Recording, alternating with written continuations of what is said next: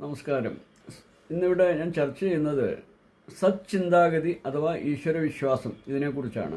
അപ്പോൾ 9-ാം ഭാവാധിപൻ വ്യാഴമാകണം, 4-ാം ഭാവാധിപൻ അമ്മ അത് ചന്ദ്രനാകണം, 9-ാം ഭാവാധിപൻ അച്ഛൻ സൂര്യനാണ്, 2-ാം ഭാവാധിപൻ ഭക്ഷണസുഖം ചന്ദ്രനാണ്, 2-ാം ഭാവം ധനം വരുമാനം ലഗ്നമാണ്, 11-ാം ഭാവാധിപൻ ചന്ദ്രൻ വ്യാഴം വിദ്യാഭ്യാസം അറിവ്, 2-ാം ഭാവം ബുധന് സംസാരശൈലി, 2-ാം ഭാവം ബുധൻ വ്യാഴം അധികാരം പദവി തൊഴിൽ, 10-ാം ഭാവം സൂര്യൻ ബുധൻ ശനി പ്രശസ്തി കീർത്തി ബഹുമാനം ലഗ്നം, 10-ാം ഭാവം സൂര്യൻ ദുഷ്പ്രവൃത്തി 3-ാം ഭാവം, 8-ാം ഭാവം ചൊവ്വ വാഹനഭാഗ്യം 4-ാം ഭാവം ശുക്രൻ ജീവിതത്തിലെ സുഖാനുഭാവങ്ങൾ 4-ാം ഭാവം വ്യാഴം രോഗങ്ങൾ ബലഹീനതകൾ 6-ാം ഭാവം ശനി പാപസാമ്യം ദോഷങ്ങൾ ഭാര്യ 7-ാം ഭാവം ശുക്രൻ ഭർത്താവ് 7-ാം ഭാവം വ്യാഴം.